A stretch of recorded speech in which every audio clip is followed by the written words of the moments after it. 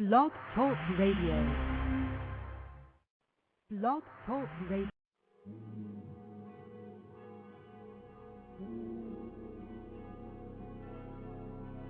ParaWomen Radio.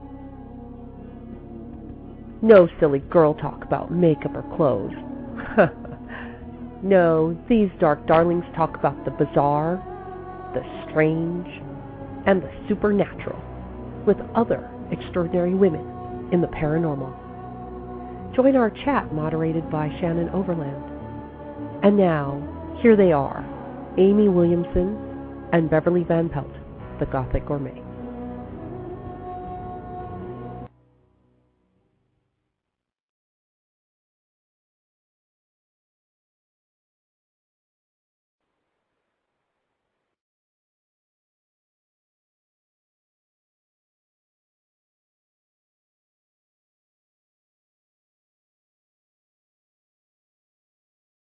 BlogTalk Radio.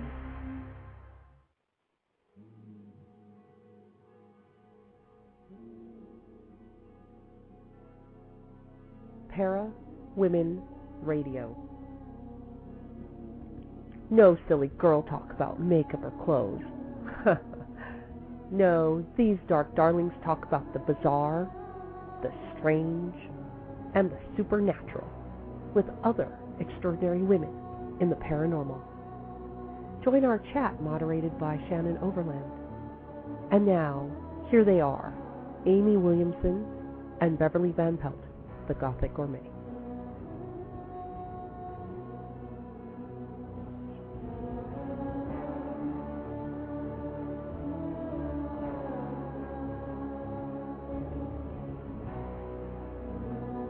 Good evening, everyone, and welcome to ParaWomen Scream Radio. It is Thursday, February the 11th. I'm Amy Williamson, and with me I have Shannon Overland. Beverly Van Pelt will not be able to join us tonight. She had a last-minute appointment, and we wish her well on that. Tonight we have a hot show for you, just in time for Valentine's Day. We have a vampire, Belladonna Drakoul. She's an author, and she is going to be joining us, and she will be sharing her vampire collection short stories for the vampire enthusiast. I know we're all enthusiastic about having Belladonna on tonight. Hello, Shannon. How are you? Hi, Amy. I'm great. How are you? I'm fantastic. Getting ready for Valentine's Day. Which, you know, I never like when Valentine's Day is really on a Sunday because that means Ian has to work, so we have to celebrate it the day before. But, you know, what is Valentine's Day anyway but a day that's dedicated to love and, you know, and everyone says it's commercial. But I can't say that I think there's anything wrong with the day that's dedicated to focusing and sharing your love with other people. I agree with you. It just sometimes kind of painful when you don't have someone in your life, but that's when you should probably focus your love on your best friend, your mother, your sister, etc. And I don't see anything wrong with having a day where you do that. I think it's a wonderful thing.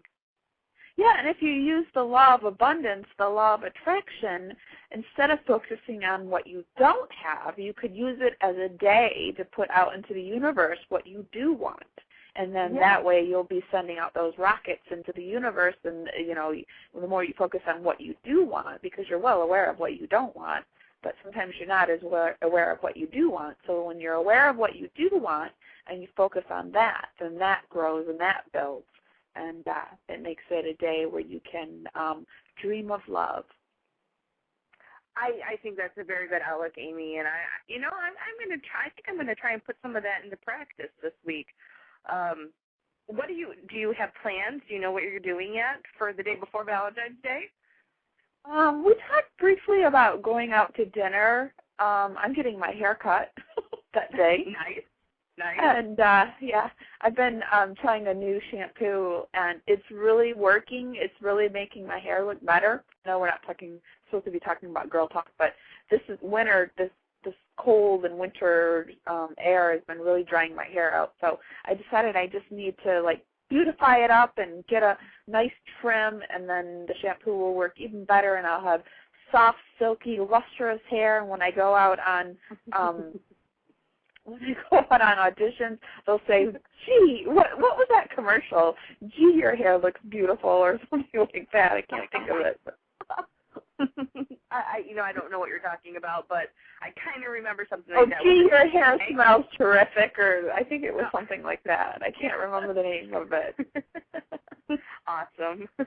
Well, I believe that will happen for you, because you are like the master of putting things out there into the universe and getting them back. I really admire your commitment to that. Well, it was funny the other day.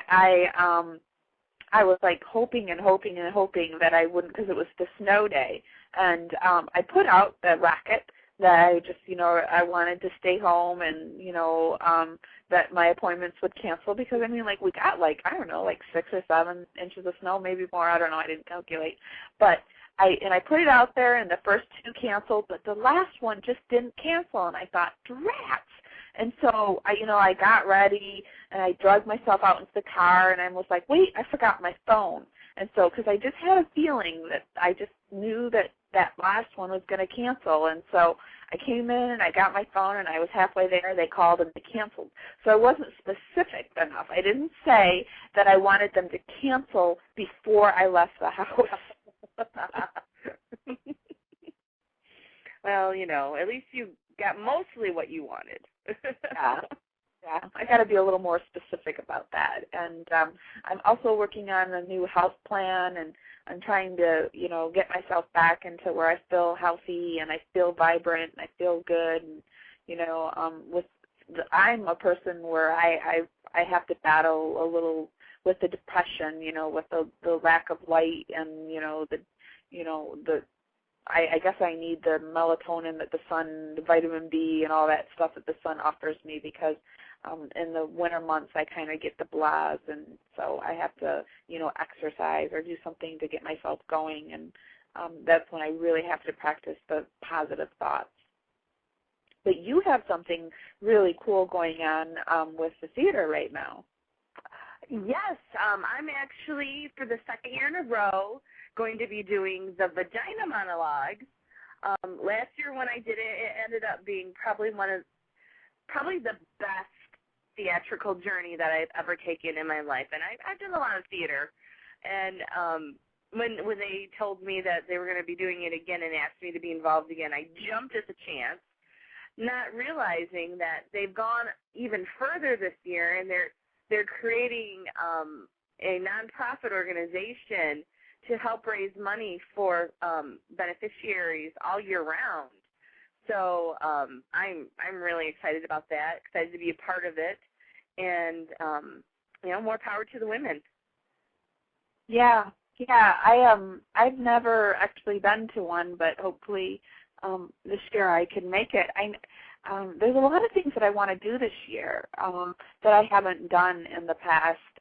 Although we were invited, our show was actually, and this is in the works, our show was invited to partake in broadcast live from the Rocky Horror Picture Show in Jackson, Michigan, and I had texted Shannon before the show, and we were kind of chatting about it because I need to go and see the location and kind of see where we'd set up, and I'm sure we would do a live broadcast, and we would also do something with Afraid TV or Live Paranormal so that people could also tune in and watch it. And I think that doing things live like that, there's something to be said for, being on camera, but just that thrill of being out there on the stage and just having the audience watch you, and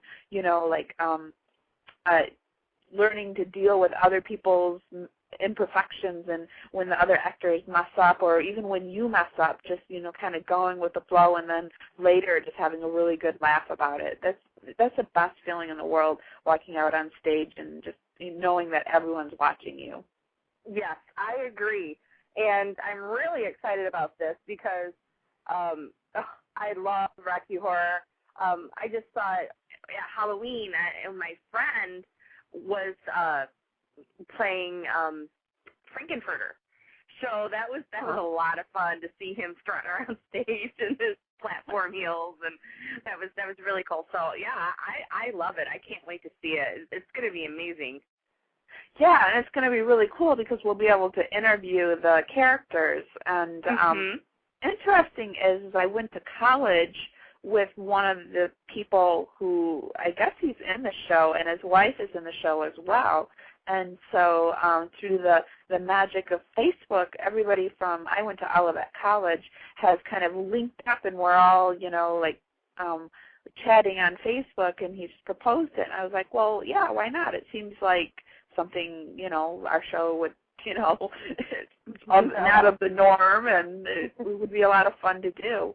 And also this week I was contacted by our good friend Robbie Thomas, and Robbie is doing a tour where he's going across the United States, and it's called a Psychic Justice Tour, and he's going to be working with unsolved cases. So if you've ever wondered who works behind the scenes on murder, missing persons cases, and you'd ever like to see a live cold case done right before your very eyes, he's going to be doing that on stage in front of an attending audience, and deceased loved ones will speak from beyond, giving the answers needed, because, of course, Robbie is a psychic medium, and it's going to be really an outstanding event like none other, and the police are endorsing it throughout North America, and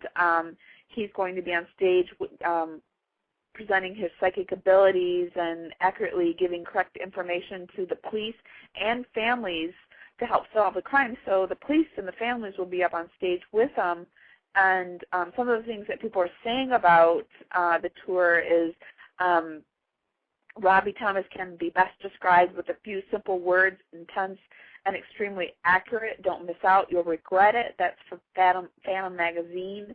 Emotional, inspiring, and provocative. There's a true angel among us. That's Ghost Radio Network. And there's only one Robbie Thomas. This is a rare opportunity you simply do not want to miss out. That's Visions Magazine. And he will be coming to Michigan, and he has asked me to be his opening speaker. So I will be there presenting whatever I'm going to present about myself and what I do, and also opening for him and introducing Robbie. And the tour locations, for tour locations and more ticket information, you can visit his website at www.robbiethomas.net. And he wants everyone to know that the Psychic Justice Tour is dedicated to the victims of crime and their families. So it should be pretty exciting. So cool. That is so cool, Amy, and I'm so happy for you. That is an amazing opportunity. Yeah, it's a huge honor to be asked to do that for Michigan, and because I know he's hitting like a number of states in 3 short months, so he's going to be really hitting the pavement, and I know he's going to be in California as well, and Andrew Brewer, the rock and roll psychic, will be opening for him in California. I don't know who's going to be opening in the other cities, but I definitely know that because we know Andy. So yeah, very really cool. Excited. Yeah, it's very exciting. So Robbie's cool, and we're also going to be going in August to his Canadian American Paracon in Sarnia. Again, we'll be there. You should maybe you should come this year. I'm working now, and I have an excellent job paying excellent money. So, I don't see why I would have a problem getting there this year. Yeah. So, woohoo! Well, I have to get my passport, though. I still haven't got my passport. I will, too. I have one, but it expired. Oh. Or that's the supersized, they're called something else, but I like to call them supersized driver's license, where you can travel over land and sea. Yeah. You can't fly. Right. No sense. Yeah, have to have one of those, because we just slid by the skinny skin of our teeth going over the border. So we'll have to do that. And I've got a few other conferences that lined up, but I just can't announce them quite yet. But I have one that I'm really excited about, but I'm just waiting for the contract to be signed. It's going to be in Michigan, another one in Michigan that I'm really, really excited about, but I can't announce quite yet. And so it's not quite paranormal, but it is sort of paranormal, and it kind of goes along with the Victorian theme that I do at the Victorian Hunting Experience. So, yeah, it's kind of a spin-off from the Victorian. And I loved, ever since we started doing the Victorian Hunting Experience, I just really love talking about the Victorian lore and whatnot. So I'm really excited about that. Well, that sounds awesome. But tonight we're talking about vampires. What do you know about vampires, Shannon? Well, I just actually about a month ago, I finished reading the entire Anne Rice Vampire Chronicles series, and that includes like the little offshoot books like Armand the Vampire and Pandora and all those little offshoots about the main characters. And so, I mean, I guess I know as much as she wrote about. And then, of course, I read the whole Twilight series. I guess I'm more of a fictional vampire person. I don't know historically a lot. Although I did do that story once about where they thought they found vampires in Venice, and it turned out to be people. Remember, and they turned out to be just people that died of the plague, and they thought they were vampires because they were bloated. Yeah. Well, you know, one time, this is kind of an embarrassing story. One time I tried to ask Anne Rice on the show, and and I sent out an email that sometimes if I ask like a similar kind of author, I send out like a, kind of like an inquiry type email to various email addresses. Well, for some reason I got it wrong, and I said something wrong in her email, and I caught it. And I was like, crap. So I sent it, and I said, oh, I'm so sorry, I misdid something. And I sent it again, but I didn't correct it. I was like, oh, well, forget it. Someone's not going to respond. And she didn't. But then another person responded, which I was excited about. But maybe someday I will try Anne Rice again. I'd love to have her on. She went all religious on people. Yeah, she writes all those religious books now, so I don't know how interested she might be. I mean, it would be really cool to have her. I mean, I would be so geeked. But, there's that possibility that she's, I think I heard that she's kind of trying to stay away from that whole thing now. Whole vampire thing. It's kind of like Cat Stevens, how he went all religious after he did all that music. Yeah. Joined the cult. Well, we do have our first guest, and she is on the line. Our first guest is Belladonna Drakoul. When Belladonna was a young child at the age of 12, she discovered an immortal world of literature that made a miraculous change in her life. She was working at a local library, and instead of being paid in money, she was paid with a vampire book that made her existence on this planet worth living. Belladonna also enjoyed reading the vampire books she was offered by friends, as well as the movies she watched. However, the stories within those books were not as she would have portrayed the vampires that she so loved. They were vile monsters that hurt people, and they were never once depicted as the protagonists of the story. So, in the summer of 1993, she began writing her own vampire stories that quenched her thirst. She wrote her first story, Bloodkin, at the age of 12 and continued her writing career as well as her study of vampirology until present day. I think that's vampirology. I've never heard of that, vampirology, until present day. Belladonna's book, The Vampire Collection, Short Stories for the Vampire Enthusiast, has taken her nearly 16 years to complete. Belladonna has been recognized in the writing world as an international author, which is extremely rare for a first-time author. Belladonna's book is now available through several online bookstores, or you can purchase it by following the instructions provided on her MySpace page, which is located at www.myspace.com/The Vampire Collection. So let's go ahead and bring Belladonna onto ParaWoman Scream Radio. Welcome, Belladonna, to ParaWoman Scream Radio. I'm Amy, and with me I have Shannon. How are you? Greetings, ladies. How are you? It's great to be here. Great to have you. Are you gearing up for Valentine's Day? Actually, my little, quote, vampire is actually more into werewolves, so not really doing the vampire thing, doing more of kind of a vampire-werewolf mixture. So it's pretty interesting if you really think about it. What has brought you over to the vampire-werewolf mixture type thing? Well, I think it was when I met my husband back in 2000. He was very much into werewolves, and I was just like, okay, kind of a kinky vampire werewolf thing. And shortly after I met him, I was just thinking I would really like to do the mixture of vampires and werewolves. And I wound up doing it, and then I got a really, really bad case of writer's block, and right in the middle of that writer's block was when they came out with Underworld. So I was a little bit irritated with that, but I was like, you know what, I'm going to put a different spin on it, and, it'll be something totally different that people won't be expecting. So when you have writer's block, so many writers get that. Actually, I'm going through a little case of writer's block right now. What do you do to get yourself through that period? Go crazy, basically. It's frustrating because, it's with all the vampire stuff that's out nowadays, and I probably just ticked off a lot of people like not a Twilight fan, but, it's frustrating because, and so I just sit there and try to think,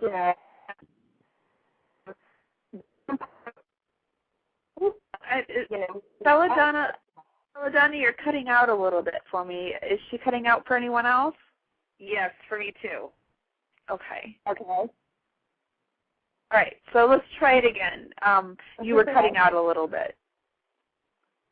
I got not a vampire, not a Twilight fan, and then you cut out. Okay. No, it's just the genre nowadays. It's about romance and stuff like that, and I've never been into that kind of stuff. And the writer's block is it's frustrating, because there's so many genres of vampires.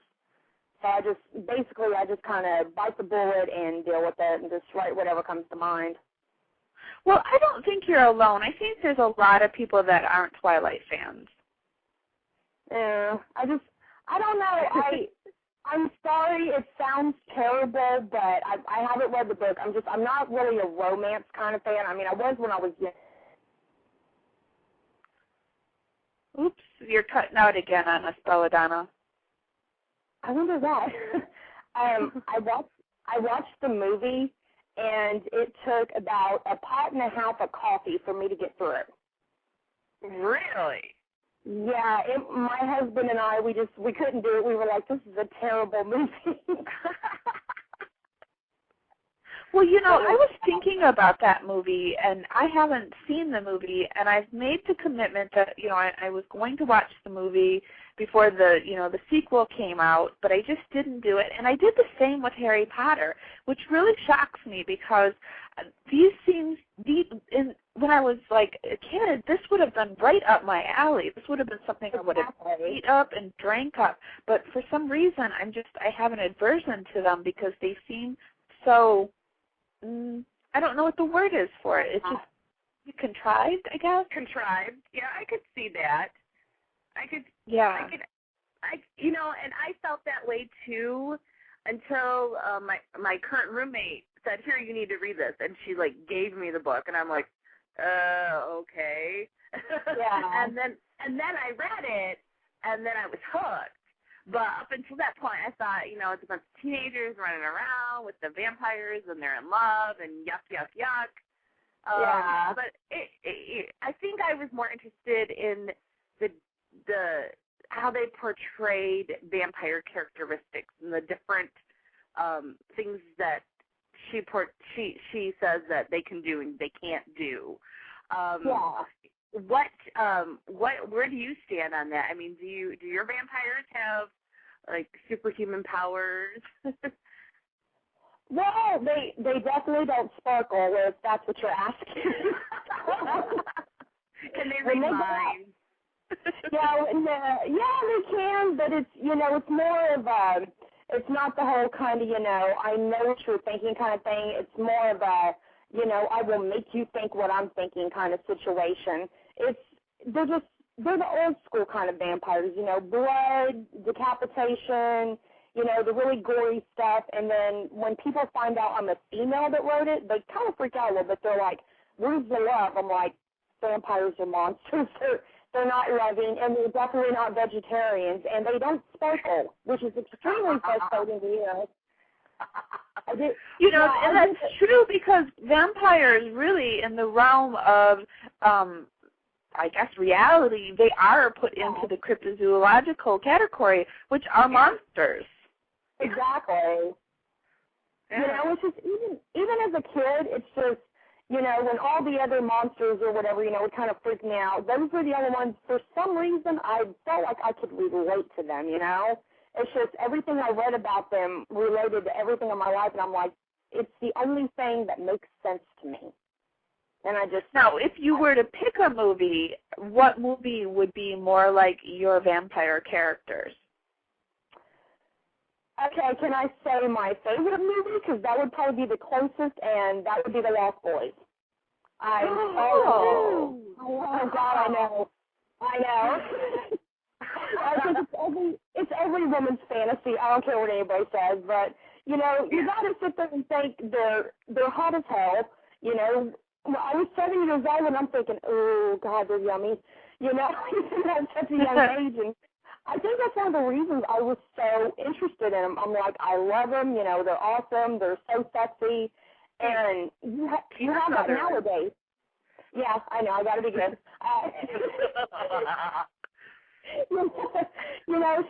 But even, and Lestat was an awesome vampire. He was an awesome vampire. But then you bring in people like Edward, and I'm like, really? I'm sorry. I think it's cool that she was able to come up with something like that. I mean, I give her props for that, but he's just, Lestat and David and Dracula, all those other vampires, they kill him. It's kind of sad, but they would. They kill him. So I give her props just for the fact that she was a stay-at-home mom and now she's a billionaire. It's like a story, a true story that like dreams can come true just through the power of imagination. And the fact that it was a dream, it all came to her in a dream, is also pretty amazing. Yeah, that's the kind of stuff I do. I've been having dreams about all this stuff, and when I tell people that, they're like, oh, like the Twilight author, and I'm like, okay, whatever. It's like, but I've been having all my dreams, and I think when I do my writing, I'm more visual than literal, because when people read my stuff, they're always like, okay, I saw this vampire and yada, yada, yada, and then somebody else reads it, and they're like, okay, well, I saw it as a different vampire, and I like that, because I want it to be to where people see different aspects of each character, so when they think of it, they see something completely different. And I like that they have those different views on my work, so. And in your collection, the Vampire Collection, Short Stories for the Vampire Enthusiast, you said that you began writing in 1993. So do you have stories all the way back from 1993 that you have in there? Broken was the first one that I started in 93, but I actually first started writing when I was 7. Oh, and wow. Yeah, I was one of those really weird little kids when my friends are writing stories about puppies and kittens and, la type stuff. Yeah, I remember writing a story with pictures, by the way, of a guy killing his wife with a car because she cheated on him. I don't know where it came from, but it just happened. You must have had some worried teachers. You must have had some worried teachers in school, huh? My teachers thought I was weird. They would always tell me, they're like, I love your story, but I'm like, well, it just makes sense. I'm glad it's probably good. They're like, oh my God. Well, could you say that again? You just cut out. They were what? Shocked by my work. And I mean, to be 7 years old and to write that kind of stuff. I mean, I'm surprised they didn't want to put me in a mental institution. Seriously. Well, I'm surprised, you know, because I remember writing a story when I was like, I don't know, I think I was in 9th grade, and it was just a story that came out of me about, you know, a girl who wanders off and, you know, she freezes to death and, you know, she's sad and whatever. And the teacher, like, called me aside and she's like, are you feeling like you want to harm yourself? And I'm like, no, the thought never crossed my mind. It was just something that was inside of me that came out. And I think sometimes teachers freak out about this kind of stuff when, you know, when somebody leans more towards the macabre, they're like, oh, they want to hurt themselves. There's something wrong. Well, I wrote a poem when I was in high school, and I was kind of going through a little depressed thing. I was kind of mourning the loss of a friend. And, you know, so I was a bit bummed out. And I was writing some of my poetry, and the next thing I knew, all over my poem was, do we need to talk? Are you having suicidal tendencies? I'm like, no, why would you think that? And he's like, well, you just seem very upset this week. I'm like, yeah, I am upset, but nothing towards you. Sorry, you know. Yeah. I guess they don't see that can be an outlet for people that are feeling how they're feeling. And so do you have, like, an example of a story that you can share with our audience? You don't have to give the whole story away, of course, because we want them to buy it and read it. But do you have an example of one of your favorite stories in the book? That I can read on air? No, just like a summary. You don't have to read it on air. Oh, okay. Hello? Hello? We're having some technical difficulties with Belladonna's mic. Belladonna, are you there? Okay. Well, Belladonna, if you can hear me, why don't you hang up and try to call again? And in the meanwhile, let's keep the vampire conversation going. Do you have a vampire in history or in movies that you enjoy, Shannon? You know, like I mentioned earlier, I had just finished reading the Anne Rice Vampire Chronicle series, and so that's like pretty prominent in my brain right now. And out of all the vampires that, what did you think of Tom Cruise as a vampire? No, I thought that was a very poor choice. I liked Brad Pitt. I think he did a very good Louis. Kirsten Dunst did a great job as well. She was amazing. But if anyone has read the series, my favorite vampire out of the whole series is Marius. He just, you know, he is so honorable. And he just wants to love and be loved. And honorable vampire? Yeah, he is a very honorable vampire. He's a very honorable person, and he just wants to. He's very artistic and wants to, you know, just help. I just really like him. And, you know, the whole tragic love affair between him and Pandora. And the weird thing is, as I was reading, you know, the series, there are several books where he and Pandora come into the picture. And I started hearing and seeing the name Pandora all over the place because they're like star-crossed lovers. Like, they love each other so much and they want to be together, but they fight all the time, and they bring out the worst in each other, and I'm like, you know, that's like me and Scott. Well, you know, I was thinking that reminds me of, because Buffy the Vampire Slayer, that was one of my favorite vampire, and it reminds me of Spike and Drusilla. Yeah, I'm not really familiar. I saw the movie, but I didn't watch the series, so I really don't know the characters. Sorry. Okay. Well, Belladonna was on the air, but I was just about to bring her back on, but I think she hung up again. Oh, no, I think I see her again. Yay! Oh, Donna, are you there? I'm here. I'm so sorry. This phone keeps messing up. I apologize. Oh, it's okay. Okay. So, getting back to our questions, I guess we'll move forward, and can you give us kind of your thoughts on vampirism and what it is, and where do you think it evolved from, and do you believe that there are real vampires and all that good stuff? Wow. That was a lot of questions. Let me see. I've been studying it since I was a kid. I've always been fascinated with it. And I think in a sense that there are real vampires, but not the vampires that, you read about as a kid, the whole immoral kind of stuff. I think I think there's more people who have an obsession with vampires, blood fetishists, just as far as like real vampires as compared to the stories of old, I don't think there really are. I think a lot of people are so fascinated with the idea of vampires that they figure, hey, I'll dress up that way, I'll wear some fake teeth, I'll go around doing that. That kind of stuff is okay, but then you have some people who feel, hey, I'll do the vampire thing, I'll go out and kill some people and see what it does for me, and that's just bad press right there. Just, that's not doing anything for you. The only thing that's going to do is put you in a mental institution, so. Well, we actually had a vampire on our show, but she wasn't a vampire per se that she drank blood. She was an energy vampire, and she's actually on Paranormal State now.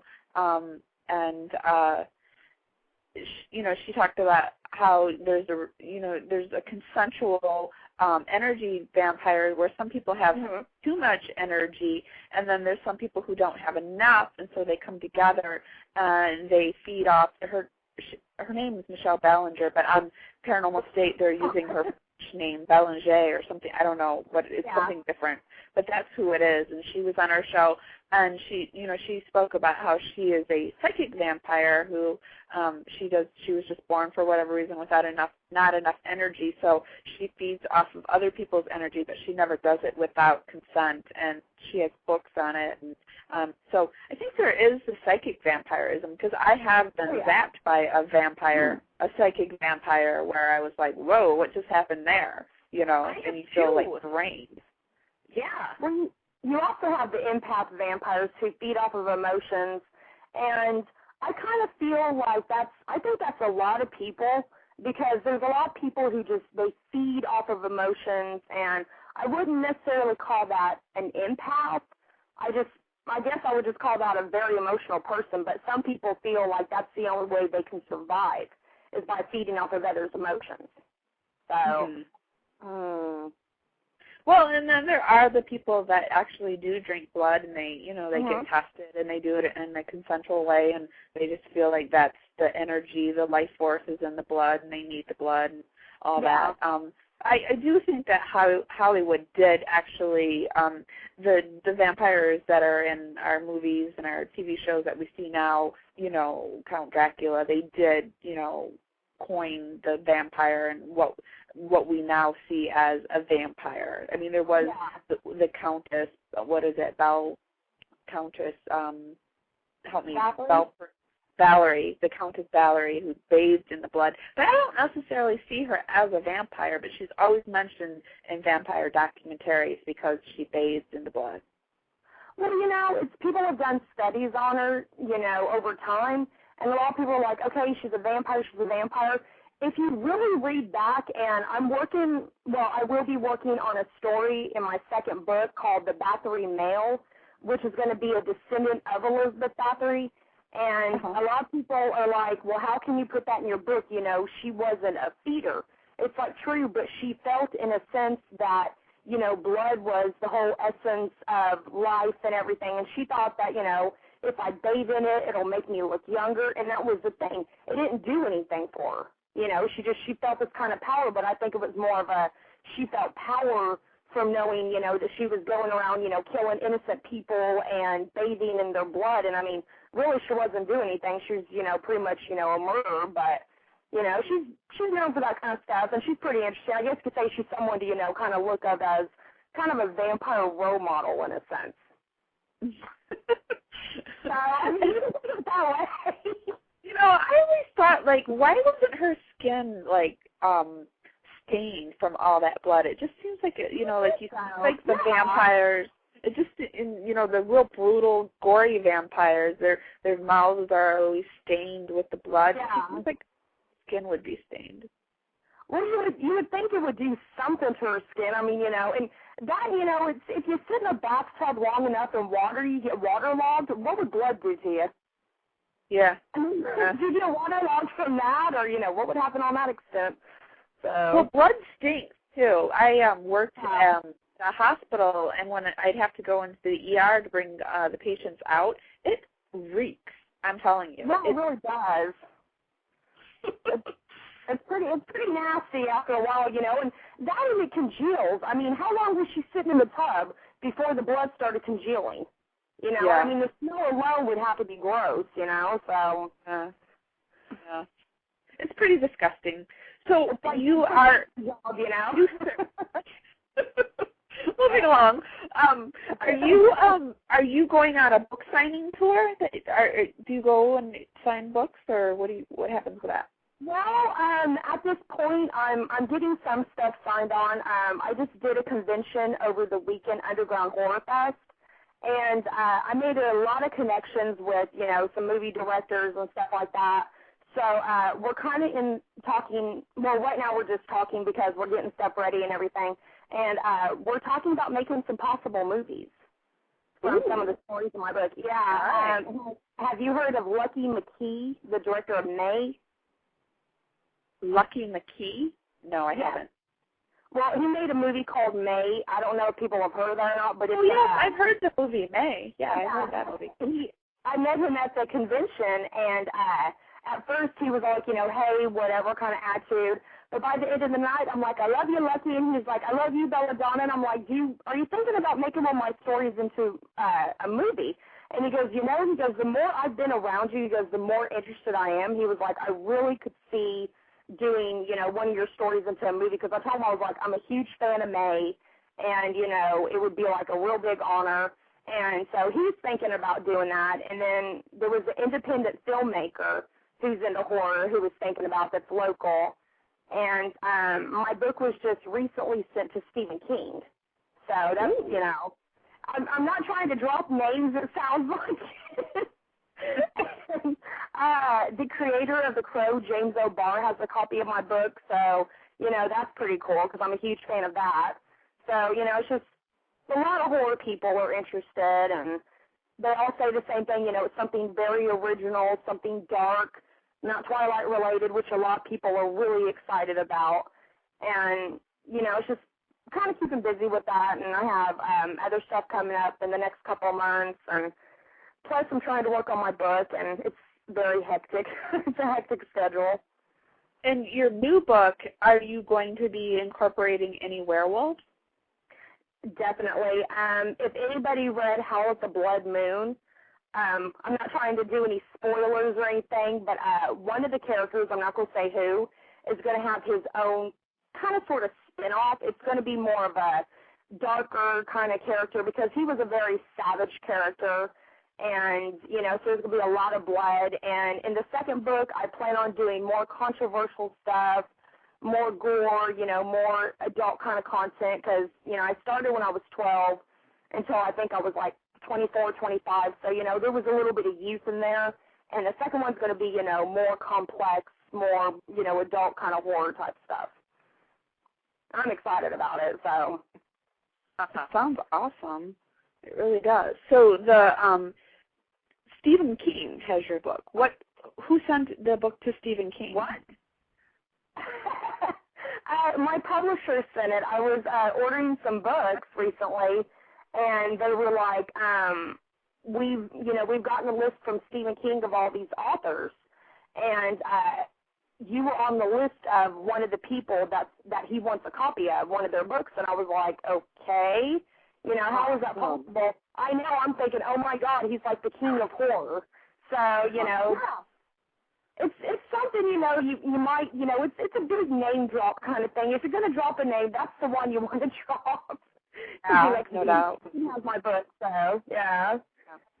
But that's also, I mean, Stephen King is like like the king of horror, and that's like a huge oh, great, he has my book, and I would be like, oh, does he love it? Does he hate it? You know, and how will you find out? How will you know? You know, that's the thoughts that would be in my mind. Like, I'd want to be like trying to get his phone number and be like, hey, Stephen, what's up? It's Belladonna.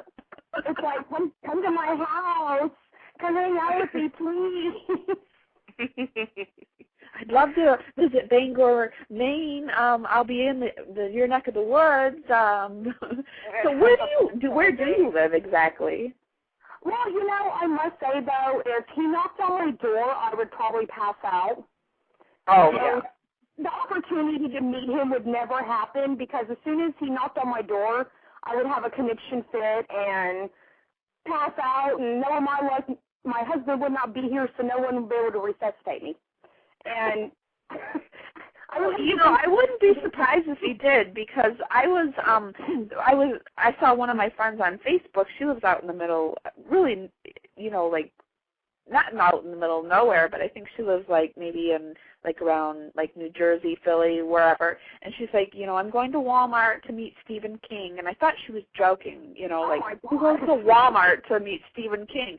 And then like maybe like an hour later, she's like, I met Stephen King and I got a signature. And so finally I had to write her. I'm like, what are you talking about? And she's like, they just did a raffle where, you know, he was going to go to any Walmart, and they pulled it, and that was the one that he went to, and he actually went to Walmart and did a book signing. Man, I thought I went to Walmart enough. Apparently not. Yeah. I got to find out where he is. I'd have a heart attack if I was walking through Walmart and there was Stephen King in the book section. Oh, my God, that would be amazing. I don't know if I would recognize him, though. I know. Yeah. That's what a lot of people say. They're like, I don't think I would even be able to recognize him, you know, but he's really creepy looking, so I don't think you'd be able to really bypass someone like that. Yeah, because I think he still has the Coke bottle glasses, and you'd really kind of be able to tell. You know, I've had like a conversation. Like, I heard he was a really nice guy. We had a astrologer on our show, and we had asked her to come back, but she was really not doing well, but her publicist called, and he was speaking with me, and we were kind of chit-chatting, and back in the day, he got the opportunity to meet Stephen King, and this was when Stephen King was, like, doing, you know, the drugs and the alcohol, and he was a cool guy even then, you know, because usually drugs and alcohol can make people kind of like a bit of a jackass, and he wasn't. He was still, like, approachable and very cool back then, and I think he's still like that. That's definitely one person I would just love to meet, because, I mean, you know, ever since I was a kid, you know, his stuff was really the only stuff that would freak me out. And, you know, I've seen a lot of the movies, and I was really surprised when I read, oh, God, what is that book? The Shining. I had never seen the movie, but everybody was like, oh, read the book. And I read the book, and I'm just, you know, I read when I have the time, but I must say his was one of those books that I couldn't put down. I read it from cover to cover, and it's funny, I write horror, but I heard something like a little, you know, noise or something in my house, and I thought I was going to have a heart attack. I was like, okay, I got to put the book down. And you got to put it in the freezer. You're safe. I'm going to freak out. You know, but I mean, you know you're really good at horror when, you know, someone can read your stuff and be like, whoa, you know. And it's just, he's one of those people, I think he's going to go on forever. Even, you know, after he's long gone, I think he's still going to be, you know, considered a horror icon. You know, he did vampires well with Salem's Lot. He did he does vampires well. Yeah, that's why I'm hoping he'll like my book. That's what I'm really hoping. I'm just hoping one day he'll be like, oh, yeah, we'd like you to do the movie. And I'd be like, shut up, don't call me crank caller, you know? Prove it that you're Stephen King. I'm going to talk to Tabitha. Yeah, I probably did freak out. Even if it said it on my caller ID, I think it'd have to be like, no, this isn't Stephen King, and hang up the phone, and then he'd never call back, and I would be screwed. So. Probably call back. He probably gets that a lot. So, Belladonna, what do you see in your future? Looking in your crystal ball. Oh, my crystal ball. It's kind of cloudy, but, well, I'm hoping that I can actually get something done with the second book, because I've had a lot of people reading the first one, and they're like, okay, I've read it. It's something definitely original. I love it. What do you have in store for the second book? And I'm hoping I can get that out, and I'm hoping, you know, something happens with the movie thing, and hoping for more signings, conventions, stuff like that. So, you know, I try not to plan too far in the future, you know, because then you have the whole problem of disappointment in case something doesn't happen. But, you know, it's a struggle. It really is, you know, because you have to work and work and work for that kind of stuff. And, you know, and some people, they're like, well, how can you be that persistent? It's like, well, that's just how you have to be. You know, there's nothing you can do about it. You really have to if you want to be a writer. You're never. Yeah. I don't know any writers except maybe the Twilight Lady who, you know, falls ass backwards into famedom. You know, you really have to get out there and work your butt off to really get noticed, and then it's a crapshoot. Exactly. It's frustrating because, you know, it's especially like when I first came out. There were so many publishing companies that I was like, okay, I want to go to them. I want to go to them. And they all told me, they're like, we've never heard of you. Don't bother contacting us. And that's frustrating, you know? So, yeah. So how does someone get your book if they want to read your vampire collection? You can go on my MySpace, which you gave the address for earlier. Basically, you can just type it in anywhere online and you can find it. The Borders in my town, they sell it. It's recently been converted into an ebook, so I'm kind of hoping, you know, something on that, since a lot of people just don't want to take the time to read. And, you know, I personally like the book. I like the book format better than the ebook. Yeah. Yeah. I'm more like, I like to lay in bed and read the book. I don't like to snuggle up with my computer. I like to snuggle up with the book. I'm the same way, Amy. I love to read, but ebooks and me don't mix. Exactly. You know, and think about this way, you're using a lot of electricity sitting on your computer all night. Yeah. So, you know. But then it's hard on the eyes, too. It's hard on the people. By reading the book, so that's kind of a problem, too.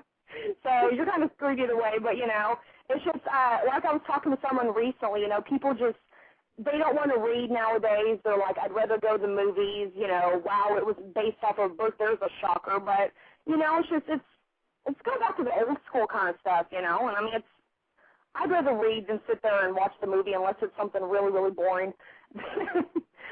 Or you could do an audio book. I like listening sometimes while I'm driving. Yeah. Yeah. I thought about that, and that's actually how I read Interview with the Vampire. I read it on audiobook, and my problem was there were so many background noises at the time. I kept, you know, forgetting where I was, and I'd have to, and of course it was on tape. So, you know, I have to go old school and rewind it, and then you'd be like, okay, did I miss this part? You know, what did I do wrong? So, yeah, I don't know. I think the audiobooks are best when you're driving because really there's nothing really else. You're listening, you're watching the road, and, you know, you can really get into it if you have a long drive. Well, so my husband, my husband was, I'm sorry, go ahead. Well, I was going to ask you, since you were talking about Interview with a Vampire, when we lost you, we were talking about our opinion of Interview with a Vampire. What do you think about Tom Cruise?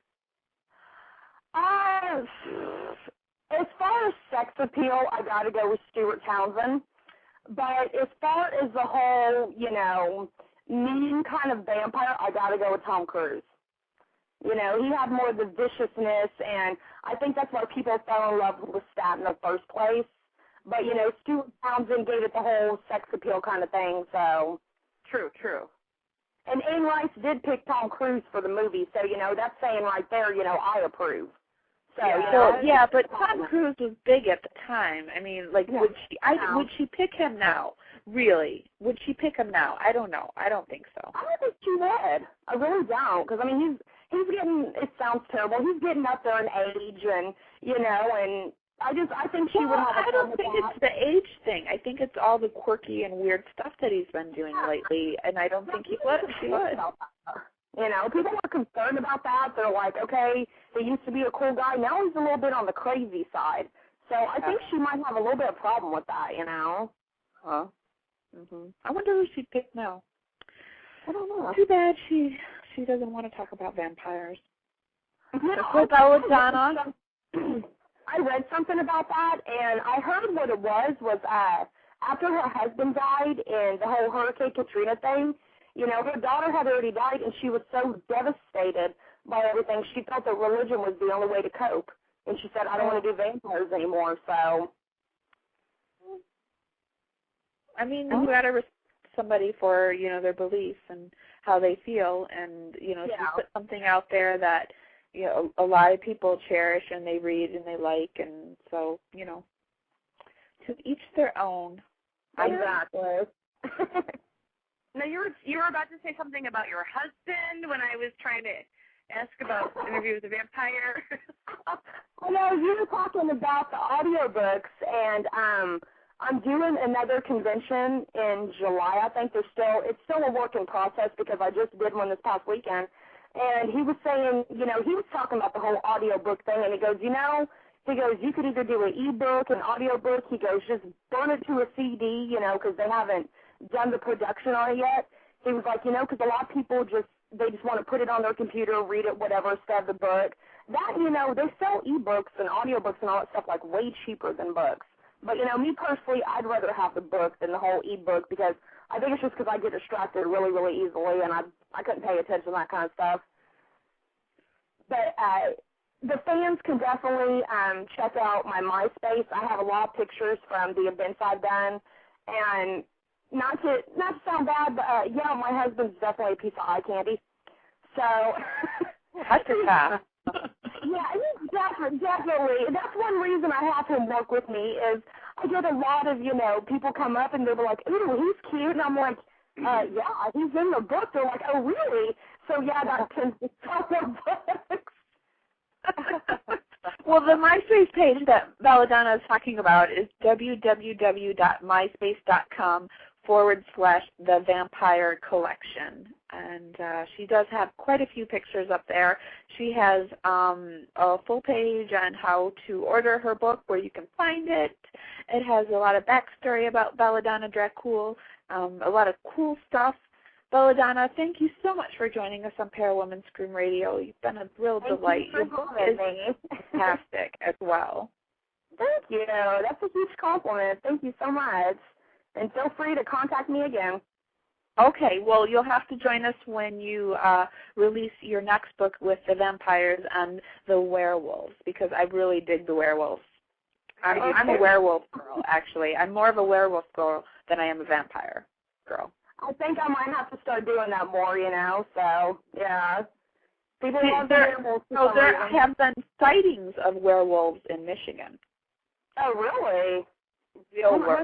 Real. Yeah, if you type in, they're on the cryptozoological pages as well, and they actually have, like how they have sightings of the Mothman and Bigfoot and all those creatures. They also have sightings of werewolves. Actually, wait, did you say Michigan? Michigan, yeah. I think I did hear something about that recently. And people kept asking me, they're like, when did your husband go to Michigan? I'm like, I guess it was when I was sleeping, because apparently I missed it. Michigan's the mecca of weirdness, I swear to God. Everything like what is it, the 5 degrees of Kevin Bacon? That you can do the 5 degrees of Michigan. You can relate everything weird back to Michigan. Try it sometime. Wow. I'll definitely do that. I might have something like that in my book. People will be like, ew, Michigan, that's exciting. So, yeah. Okay, thanks so much for joining us, Belladonna. You've been a joy and a delight. And happy Valentine's Day. Happy Valentine's Day to you, too. Bye-bye. Okay, that was Belladonna Drakoul, ParaWoman Scream Radio. You'll have to check out her collection. It is a fantastic collection. The vampire collection, short stories for the vampire enthusiast. And you simply go to her webpage at www.myspace.com/The Vampire Collection. Well, Shannon, it's music time. Yay! Music time. Of course, my page is not loaded. So what are you in the mood for tonight? Well, I think in honor of Valentine's Day, I think it would be really cool to play that thing that Beverly's husband made for her. Oh, the Portuguese one? No, the one where he's talking and it's about love and... What's the name of it? I don't know. Do you know? Okay, let's do Moon Hanging Low. We haven't done that in a while. Okay, we'll do Moon Hanging Low, and I'll look for the one that you're speaking of. I did recently upload a really large file, and sometimes that will knock my other files off when that happens, which blows. But, what are you going to do? Okay, so in honor of love, here is Serena Matthews and Moon Hanging Low. And by the way, she has uploaded a YouTube video to go along with this song. So you just Google Serena Matthews, and she actually filmed a real moon, full moon. Nice. And it's over on YouTube. So here's Serena Matthews and Moon Hanging Low.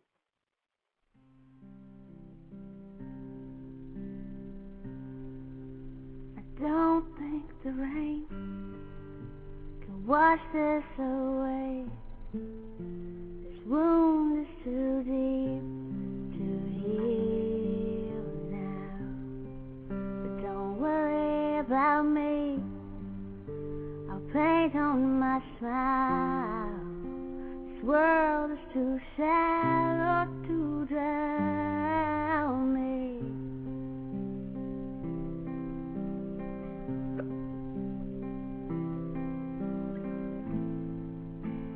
There is the moon hanging low. I see that wonderful orange glow, smiling at me straight through the rain. That old comfort I know keeps calling.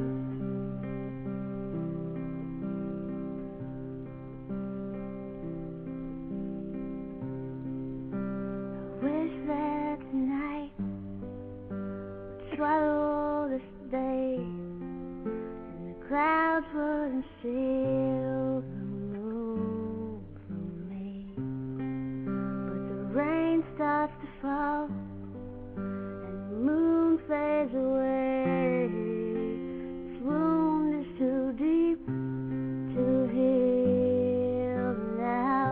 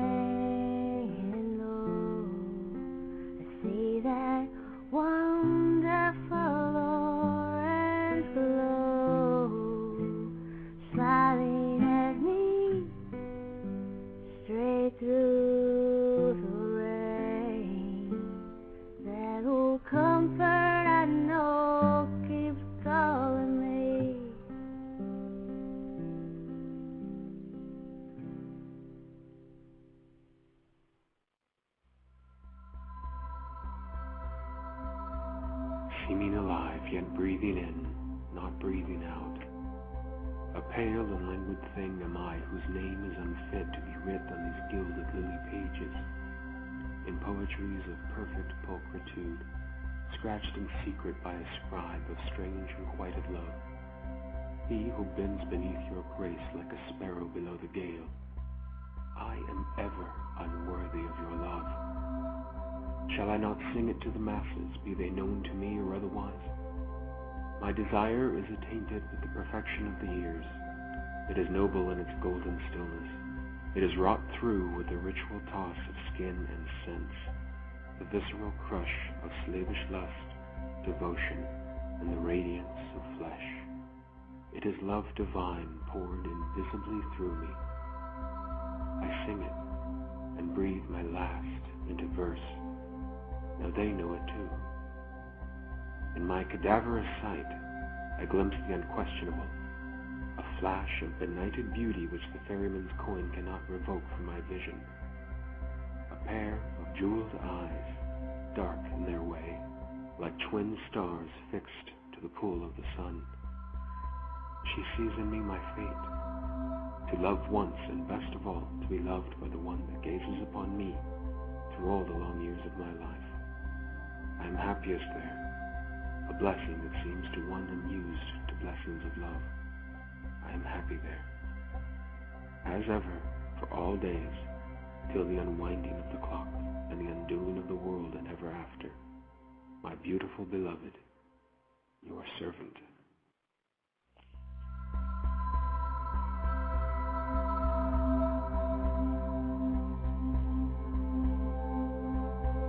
This podcast, and the text on which it is based, are copyrighted 2006-2007, GothicGourmet.com, unless otherwise stated. Beverly the Gothic Gourmet can be reached via email at bev@gothicgourmet.com or on the World Wide Web at www.gothicgourmet.com and at myspace.com/gothicgourmet.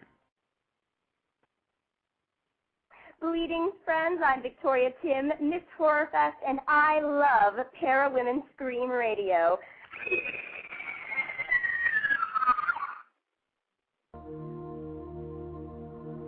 A new way to bring the paranormal community together. Sharing everyone's ideas and sharing ideas with everyone. Creating a newsletter with submissions from all around the world.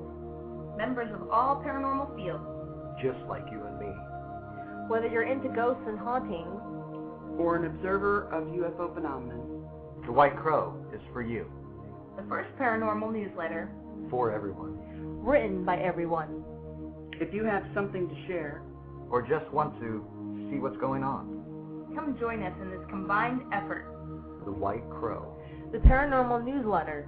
For everyone. Written by everyone.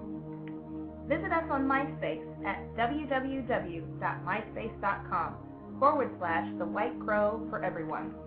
If you're interested in being part of the mailing list, or just to download the newsletter for free, visit us online at www.thewhitecrow.org. The White Crow, the first paranormal newsletter for everyone, created by everyone.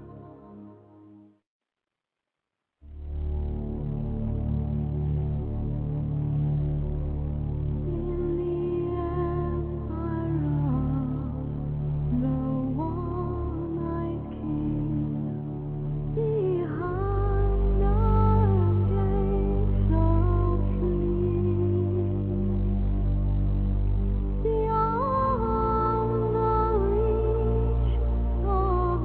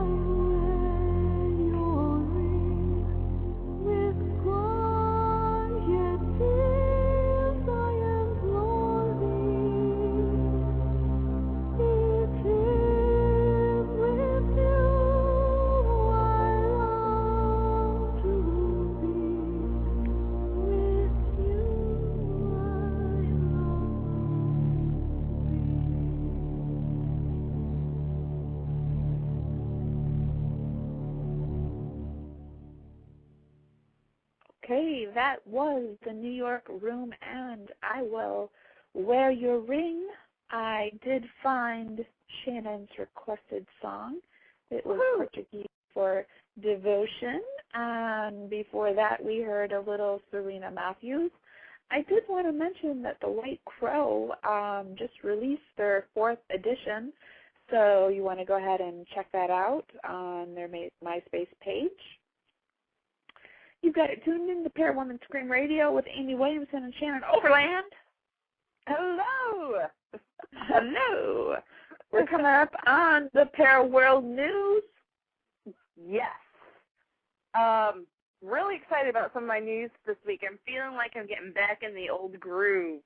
Right. Yeah. I had a lot of good stuff going on, and then the primary site that I was getting a lot of my news from stopped producing news. And so I've struggled for the last several months, but I think I have some good stuff today. All right. For me, okay. I got my scorecard out. Let's hit it with us. Okay. Romania's president may have won re-election this year, but did he do it honorably? His opponent, Mircea Joana, says no.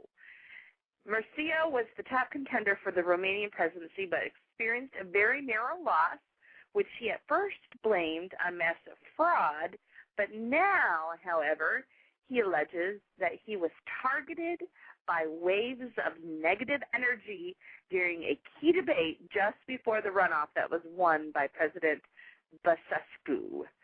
The gypsies What?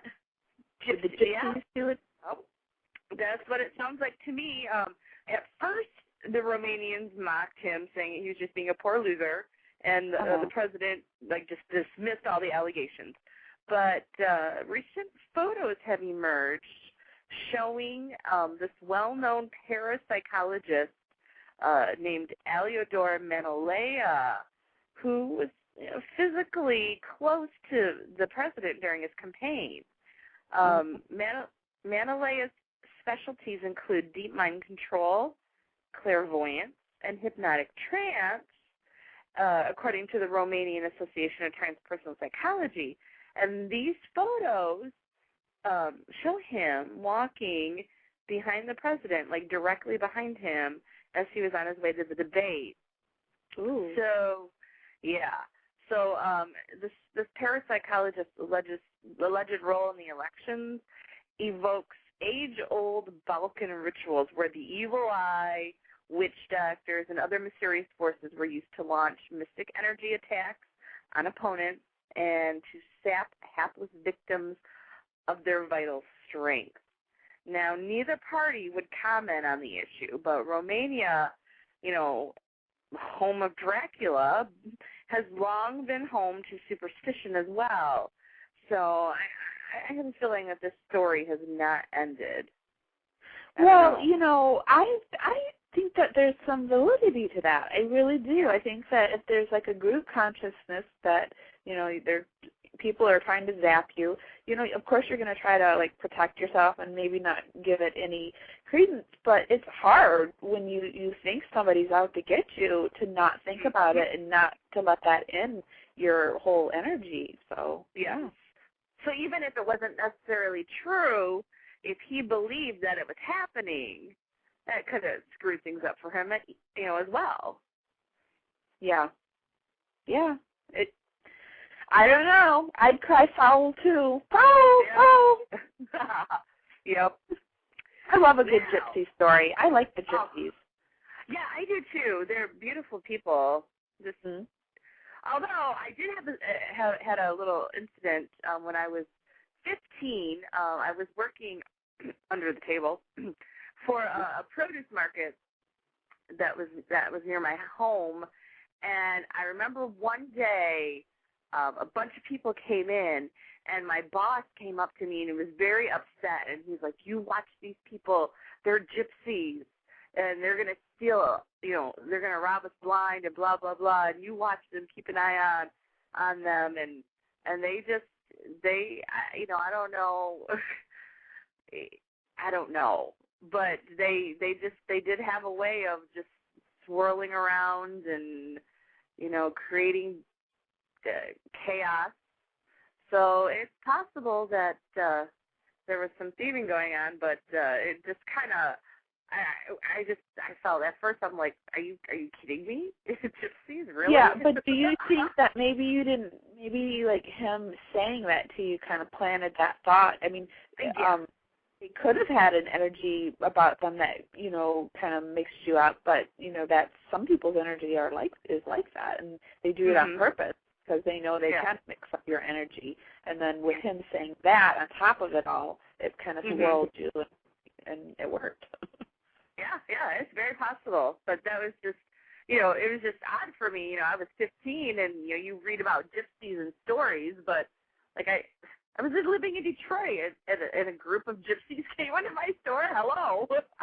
That was just a really weird experience for me. Speaking of weird experiences, the legend may be back, just as mysterious and dark, to stalk the unsuspecting. Until last weekend, Cesar Garcia and his brother-in-law, Juan Miranda, saw their life near Horizon City as secluded and peaceful. They moved to the area from Chicago. Oh, that's in Texas, by the way. They moved to the area from Chicago 3 years ago, but have suddenly been experiencing a lot of strange and unexplained occurrences. Their rabbits went into hiding. Their cat spent the weekend on the roof of their house. Their roosters didn't crow, and their dogs didn't bark. Wait, let me guess. Is this El Chupacabra? Oh, you are so right, and you ruined my suspense. Oh, sorry. Okay, go ahead. And at least 30 of their chickens were killed by an unknown entity. Do you know what did it for me? Was that the cat went on the roof. Really? Yeah. Well, you are a cat lady, so I suppose you could put yourself in the cat's position, and yeah, I could see where you would get El Chupacabra is a ground-loving animal, and the cat wanted off the ground. Yep. So, you know, they lost 30 of their chickens. They're hesitant to say what they think spooked their animals or killed their chickens, but when pressed, they did admit El Chupacabra. The legend of El Chupacabra has been part of border folklore since stories of the creature's existence in Puerto Rico emerged in the early 90s. The creature has rarely, if ever, been seen, but it leaves dead animals behind, and its name comes from the animal's reported habit of attacking and drinking the blood of livestock, especially goats. Just for all those that don't know what El Chupacabra is. But, you know, if you listen to our show, you should know by now. It's a goat sucker. Yes. But El Chupacabra is very real to these brothers who came out of his house Saturday morning and then found 20 dead chickens. Wow. He said, I saw the chickens were dead, but there was no blood anywhere in the coop, and they were just dead in one big pile. But he doesn't know what it was because there was no blood. And he said if it had been a dog, there would have been blood everywhere because dogs tear the chickens apart. But he said he was also puzzled by the wounds on some of the chickens, which he describes as just merely two pokes. But so they looked it up on the internet and figured out that it must have been El Chupacabra.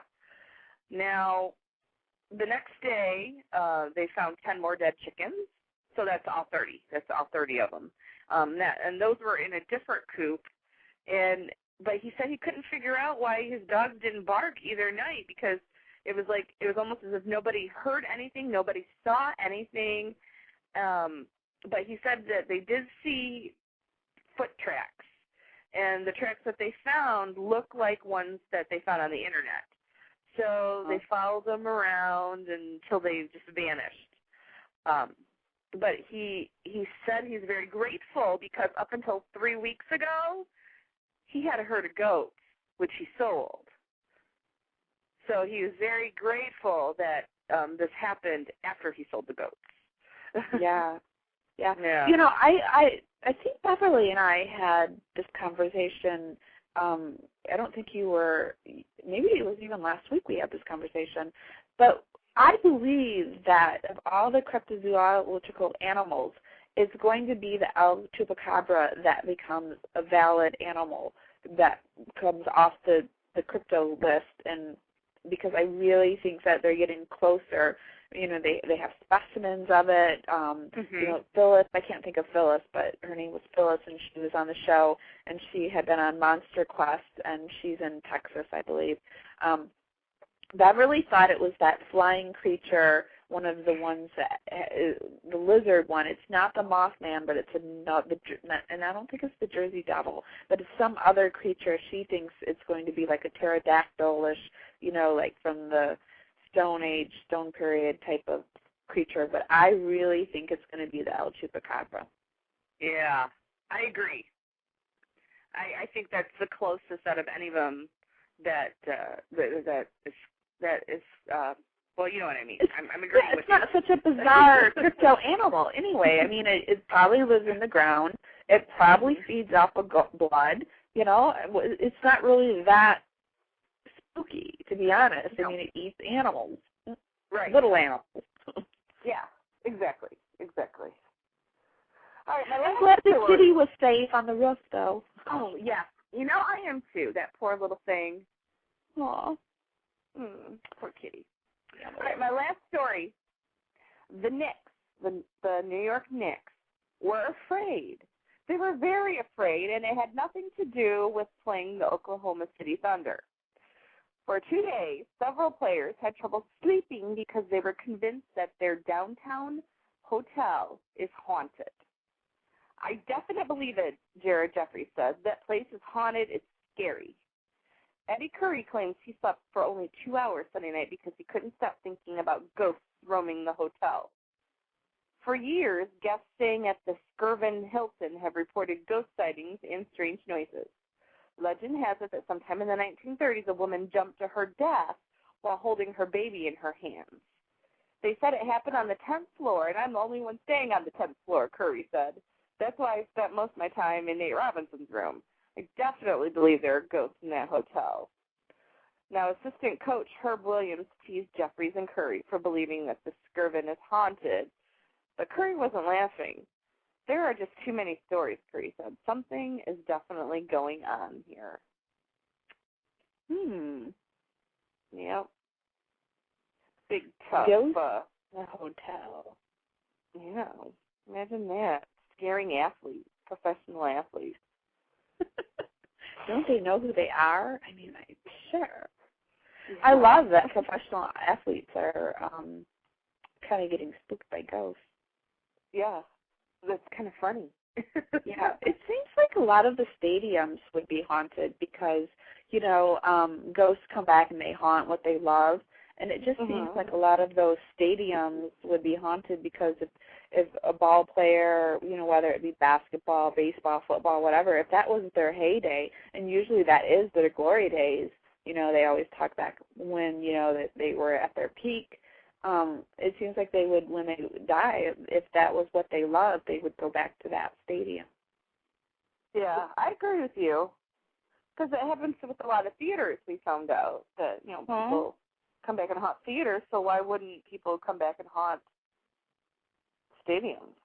There's a lot of energy in stadiums. There's a lot of passion, you know, from the fans and whatnot. So, yeah, it seems like that would be a perfect haunting. I agree. Have you gone on any investigations lately? No, but everyone at work wants to go with me on one. Oh. How's your new job going? Oh, I'm loving it. And we have like two people in my group named Shannon, which is like unbelievable because there's like 5 of us. And out of the 5, you know, 2 of us are named Shannon. They had us go around and introduce ourselves, and I told them I did ghost hunting. The other Shannon does bow hunting, so they call us Bo and Boo. Office people, they're so original. Yes, they are. Yep. Oh dear. So you have any interesting movies on the horizon? Oh, yes. There are a few out that I want to... Oh, you mean auditions or movies I want to see? I was thinking about your career, but... Well, I was thinking about movies. I really want to go see that movie, The Crazies. That looks fantastic. I think it comes out the 26th or the 16th. I can't remember. I don't think I've seen that one, but I do... I'm not a horror film fan, but that movie about that woman in prison that, like, vanished, I don't know. Oh, that has the guy that's dating the model, Leonardo DiCaprio, that one? Yes. Yeah, I that one want to see that one. Yeah, that one looks okay. I don't know about him, though. I don't know if a movie with him, I don't know. I'm on the fence about that. I also want to see The Wolfman. That looks very good, but who doesn't love Anthony Hopkins? But The Crazies is not really, I guess it's a horror movie, but it's one of those biological terror horror movies. So I think they almost become zombies, where something's unleashed on the population and they become the crazies. Okay. And it looks really good. It's like a biological world terror threat where, like you see in one scene the guy puts his hands up and he's like, I'm not infected, I'm okay. And then like the first scene is like where, like when the outbreak probably happens, there's like a ball field and this guy's walking across the field. There's like this little game going on and this guy's walking across the field with a gun in his hand, a shotgun, and when he gets closer, blood's coming from his eyes. So, and then it says Crazies. I think I did see that now that you're describing it. I remember the whole football field thing, and that does look good. It looks really good. It looks fun.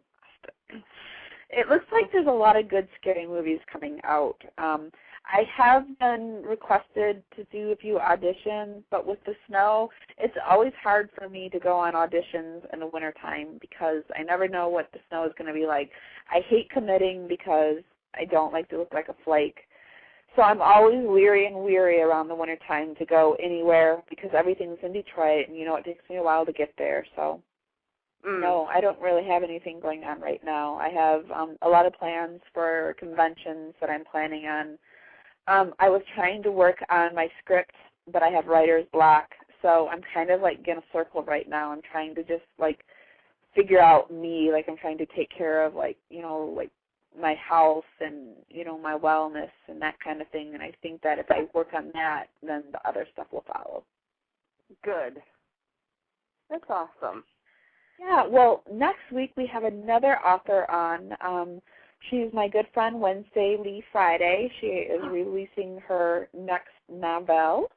Nice. Called Kiss Me Like You Love Me or something. I think that's the name of it. And she's actually going to be doing a book signing at the Rocky Horror Picture Show. Ooh. Oh, yeah. The one in Jackson? Yeah.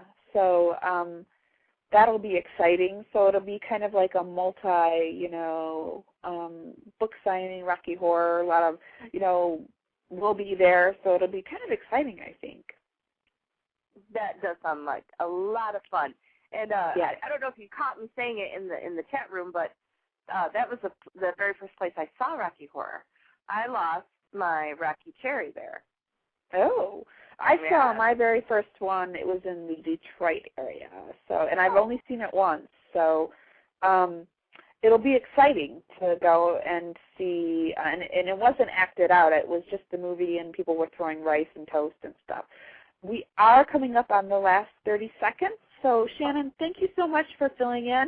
Beverly, we wish you well, and we hope that everything goes fantastic, sending you good vibes. And love you, Shannon, for filling in and for all the stuff that you do. And goodbye, everyone. Goodbye.